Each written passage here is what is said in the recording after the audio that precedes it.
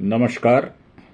मैं अरुण के Sharma, analyst one thought की तरफ से आज उपस्थित हूं। आज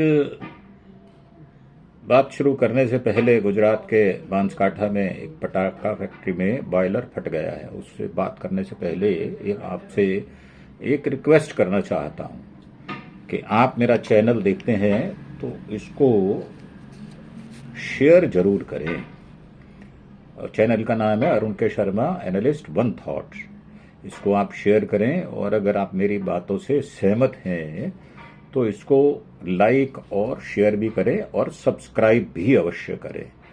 तो बात करते हैं मुद्दे पर। गुजरात के बांसकाठा में आज पटाखा फैक्ट्री में एक बॉयलर फट गया, जिसमें मध्य प्रदेश के 18 मजदूरों की मौत हो गई, जो कि बहुत ही गंभीर विषय है और मन व्यथित है इसके लिए।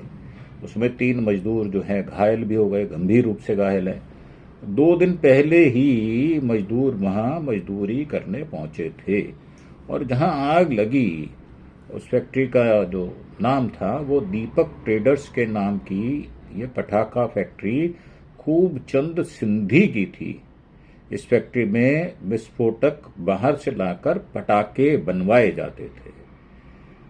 हुआ क्या है, गुजरात के बांसकाठा के नजीक डीसा में मंगलवार सुबह 8 बजे पटाखा फैक्ट्री में बॉयलर फट गया। प्रेशर ज्यादा हो गया, क्या हुआ, कारण टेक्निकल क्या रहा, उसमें स्टीम दी जाती है, उसमें जो है वो फर्नस, बॉयलर को फर्नस भी बोला जाता है, और उसमें कोयला भी झोंका जाता है ताकि उसमें हीट का जो प्रोसेस है उससे चीजों को बनाया जा सके। तो जो बॉयलर फटा है वो गुजरात के बांसकाठा के नजदीक डीसा जगह है जहां पर फटा है। मध्य प्रदेश के 18 मजदूरों की मौत हो गई, इसमें 3 की हालत गंभीर है, 5 मजदूर जो है मामूली रूप से घायल हैं। फैक्ट्री डीसा तहसील के धुनवा रोड पर थी। मरने वालों की संख्या भी और बढ़ सकती है, ऐसी आशंका व्यक्त की गई है।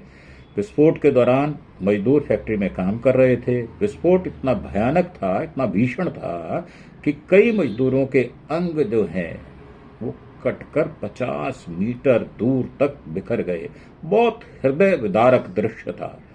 फैक्ट्री के पीछे खेत में कुछ मानव अंग मिले हैं। फायर ब्रिगेड को आग पर काबू पाने में 5 से 6 घंटे लग गए। आप असेस करें मानव शरीर का क्या हाल हुआ होगा, उन व्यक्तियों के ऊपर कितनी पीड़ा का प्रसार हुआ होगा, आप सोच सकते हैं।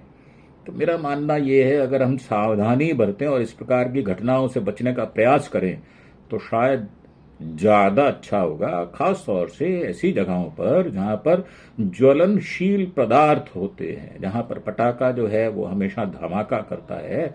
और ऐसा धमाका हुआ कि वहां पर कुछ लोगों की जान चली गई।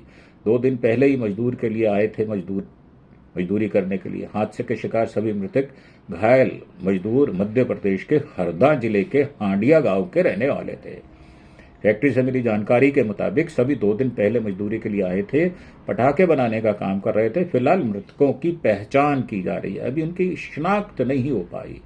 लोग उनके कटे हुए अंगों से, कपड़ों से, उनके चेहरे मोहरे से उनको पहचानने की कोशिश कर रहे हैं।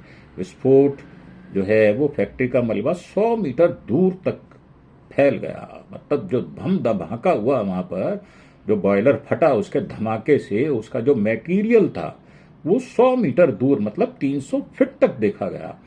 3 लोग 40% से अधिक जल गए हैं। डीसा एसडीएम नेहा पांचाल ने बताया है कि घटना में घायल सभी लोगों को सिविल अस्पताल में भर्ती कराया गया है। फिलहाल 3 लोगों का इलाज चल रहा है। ये 40% से अधिक झुलस गए हैं, मतलब जल गए हैं, उनका शरीर जल गया है। उन्होंने कहा कि हादसे को लेकर प्रशासन की ओर से जांच जारी है, इन्वेस्टिगेशन चल रही है, छानबीन की जा रही है, तफ्तीश की जा रही है, इंक्वायरी जारी है। परंतु उस जारी इंक्वायरी में जो राहत है वो भी दी जा रही है और देनी भी चाहिए। इस तरह की जो मानव त्रासदियां हुआ करती हैं उसमें आगे बढ़कर आम व्यक्ति को भी सहायता देनी चाहिए। ऐसे हमारे समाज की रीत पुरातन से है। पटाखे बेचने का लाइसेंस था, बनाने का था या नहीं था ये अभी पता नहीं है। दीपक ट्रेडर्स नाम की यह फैक्ट्री, पटाखा फैक्ट्री जो है, खूबचंद सिंधी की थी। यह फैक्ट्री विस्फोटक लाकर पटाखे बनवाती थी। हालांकि अब तक की जांच में पता चला है कंपनी मालिक के पास केवल पटाखे बेचने का लाइसेंस था। मतलब जो फिनिश गुड्स होते हैं, जो पटाखा बन जाता है, उसको बेचने का ही लाइसेंस था, बनाने का नहीं था। इसलिए स्थानीय पुलिस आगे की जांच में जुटी हुई है। तफ्तीश जारी है। घायल ने कहा कि तेज धमाका हुआ और हम बेहोश हो गए, क्योंकि जब वो पटाखा, जो बॉयलर फटता है और जो पटाखे फटे हैं, उससे धुआं हो जाता है। उस धुएं में कुछ पता नहीं चल पाता और व्यक्ति जो शोर होता है, जो धमाका होता है, उससे दहल जाता है। सहसा उसकी आंखें बंद हो जाती हैं। ये मानव प्रक्रिया है, तो इससे बचना चाहिए। तो टीम ने जो है पालनपुर के बनास मेडिकल कॉलेज में इलाज के लिए भेजे गए हैं। विजय नाम के एक मजदूर ने बात की है। विजय ने कहा कि हम फैक्ट्री के अंदर काम कर रहे थे, तभी अचानक ब्लास्ट हुआ, तभी अचानक ये धमाका हुआ। हमें पता चला ही नहीं आखिर हुआ क्या है, पता ही नहीं चल पाया। बहुत तेज धमाका था, हम बेहोश हो गए। तेज आवाज भी कानों में जब पड़ती है तो कानों से ऐसी धमक पड़ती है शरीर पर कि व्यक्ति बेहोश हो जाते हैं। तो हमें पता ही नहीं चला आखिर हुआ क्या था। बहुत तेज धमाका हुआ, हम बेहोश हो गए। जब हमने अपनी आंखें खोली तो चारों ओर आग थी, आग लग रही थी सब जगह। हम झुलसी हालत में किस तरह फैक्ट्री से बाहर भागे। विस्फोट के बाद जो नुकसान है उसकी तस्वीरें भी जारी की गई हैं। विस्फोट में फैक्ट्री की दीवारें भी ढह गई हैं।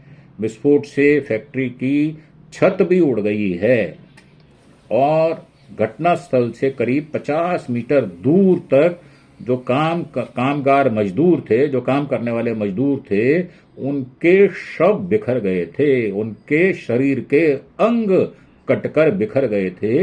ये कई जो फोटो जारी की गई हैं उसके अंदर भी है। नगर निगम के अधिकारी राहत कार्य के लिए पहुंचे हुए हैं। राहत कार्य किया जा रहा है जो कि तारीफ के काबिल है। दमकल विभाग के कर्मचारियों को आग को काबू पाने में 5 से 6 घंटे का समय लगा। अर्थात 10-15 गाड़ियों ने मिलकर आग बुझाई होगी, तभी ये आग बुझ पाई होगी।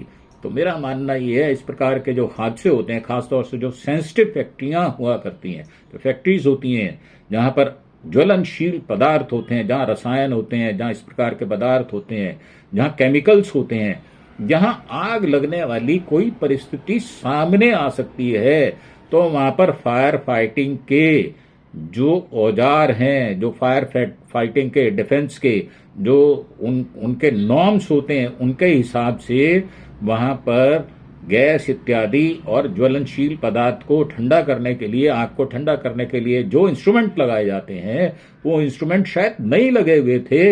ये मालिकों को लगाने होते हैं, जो कि मैंडेटरी होते हैं। उसके बाद ही उनको पटाखा बनाने का लाइसेंस मिलता है। तो मेरा मानना यह है कि अब अगर सख्ती ना की जाए, प्रशासन अगर सख्ती नहीं करेगा, तो कोई भी उनको लगाने में कोताही बरतेगा, क्योंकि उसमें पैसे का खर्च होता है और पैसे का खर्च होता है तो मालिक बचने का प्रयास करते हैं।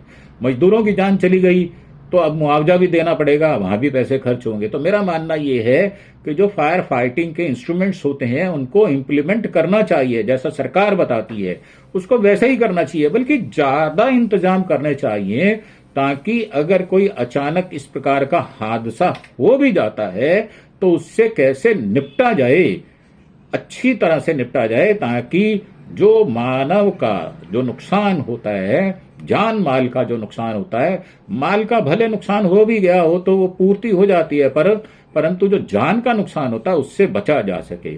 इसी प्रार्थना के साथ कि मैं देश के सभी पटाखा बनाने वाली कंपनियां जो हैं उनसे प्रार्थना करूंगा कि आप अपने यहाँ फायर फाइटिंग के इंस्ट्रूमेंट्स जरूर लगाएं और जो सरकार बताती है उससे अधिक संख्या में लगाएं और बहुत अच्छी क्वालिटी के ISI मार्क लगाएं।